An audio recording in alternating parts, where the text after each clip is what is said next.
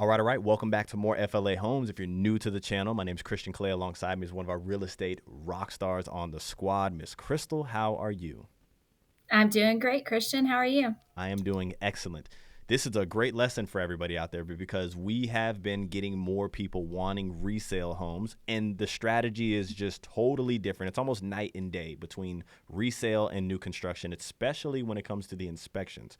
What do you do if you need your inspections done or you've negotiated for repairs to get done, and then you're coming up to your closing date and the seller didn't get those repairs done? Take them home. Yeah, what do you do if you're not working with us and you've been trying to handle this all by yourself and you find yourself in this situation?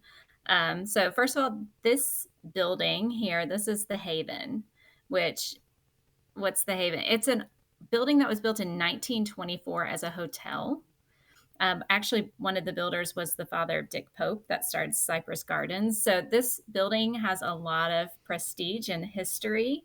A lot of people really want to have one of these condos. It's been renovated into a condo building. I think it was what 1985. It was renovated. So.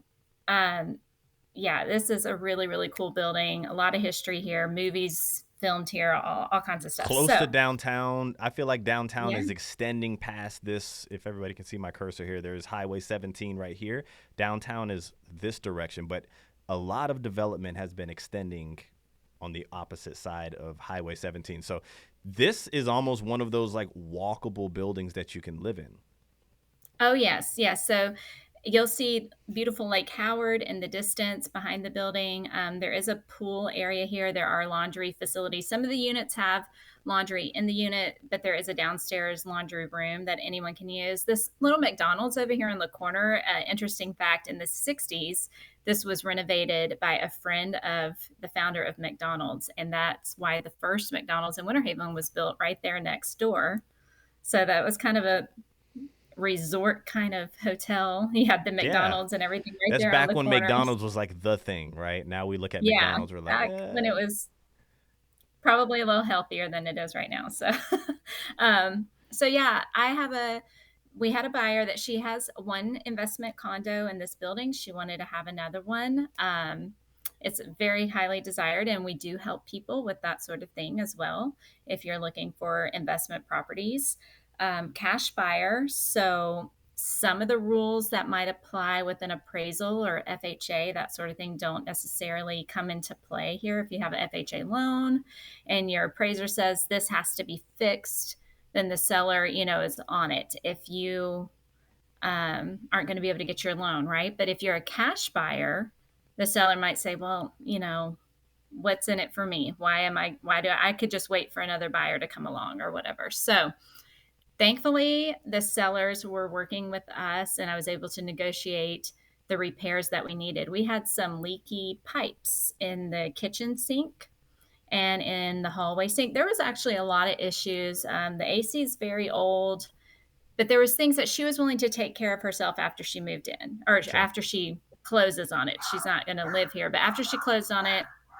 she was going to take care of it herself because she wanted certain things done. But for insurance, because we did the 4-point inspection, there were some things that they required to be fixed for her to get her insurance. So we had to have the plumbing issues fixed, and there was an electrical panel issue, and there wasn't the proper amount of GFCI outlets.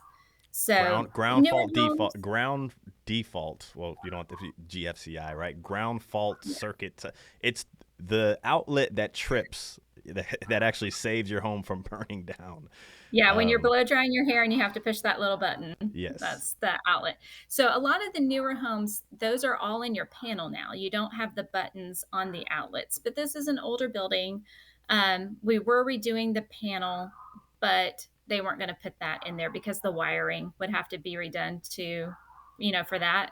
So one of the things that happened was because it's an older building and an older panel, a special box had to be fabricated for the new panel to sit inside. And that took a long time to come in. But in the meantime, we were told that the plumbing had been fixed and the GFCIs were installed and everything was good. So we're waiting on this panel to come in. We're coming up to closing.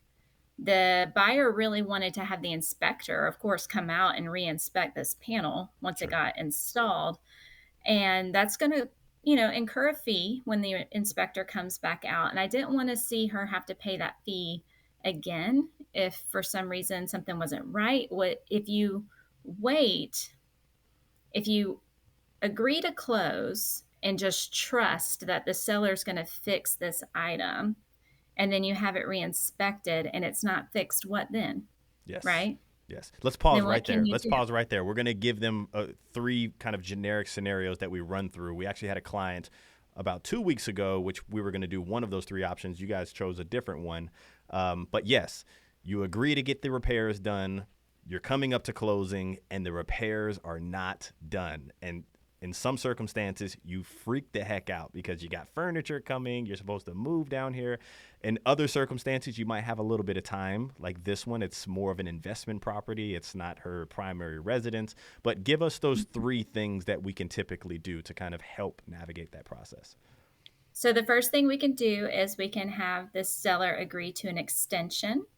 So we extend that closing time to give them more time to get the repairs done.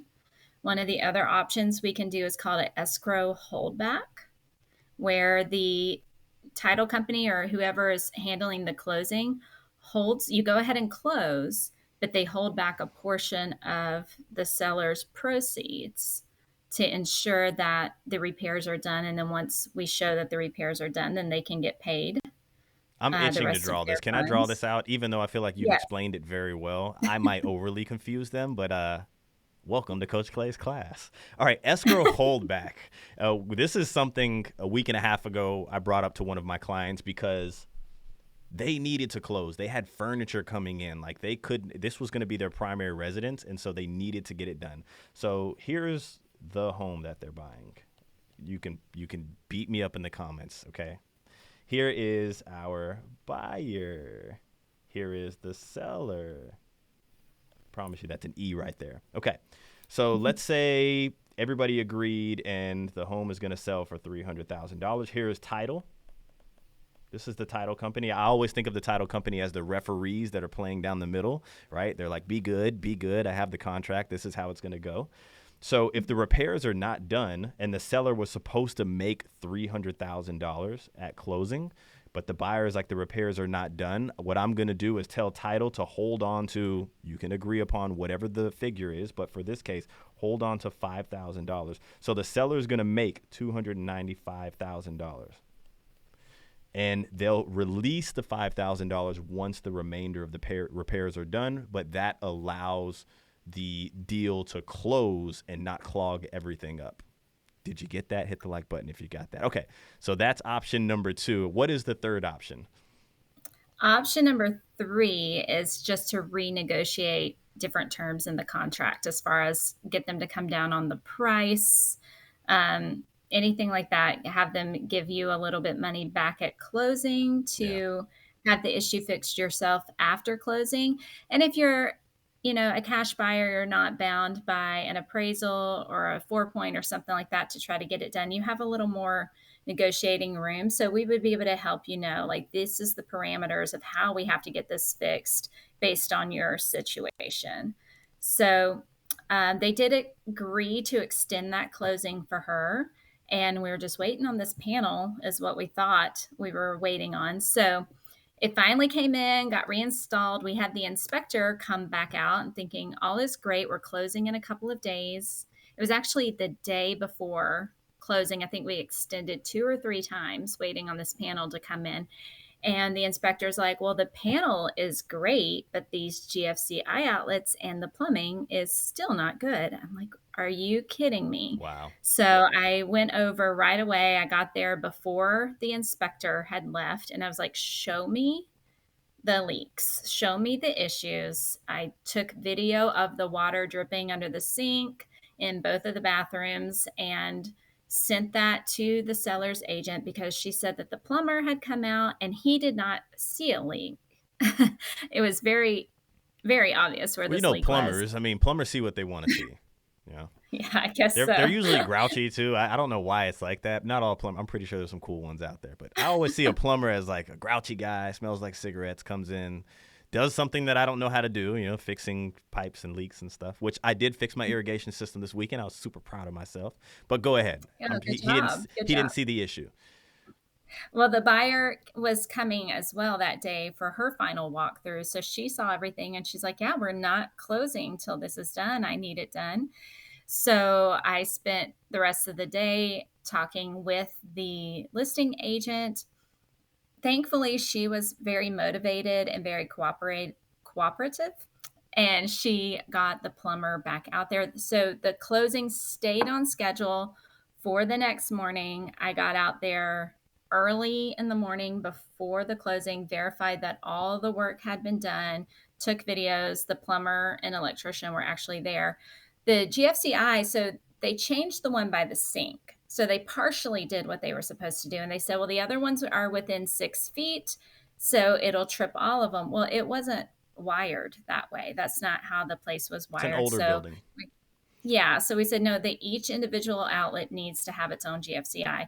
And they came back and got it done. Leaks. I sat there, ran the water, just sitting on the floor waiting to see it drip, drip, drip. And thankfully, there was no more dripping. Everything's good. And we were able to close on time. So I know that the buyer was super appreciative that she worked with us and she wasn't having to manage all that on her own while, like, her husband got sick in that time frame. All kinds of stuff was going on. I had to help them switch to a remote closing last minute so they could, e-sign documents, and he didn't have to get out of the house. She said, You know, I wouldn't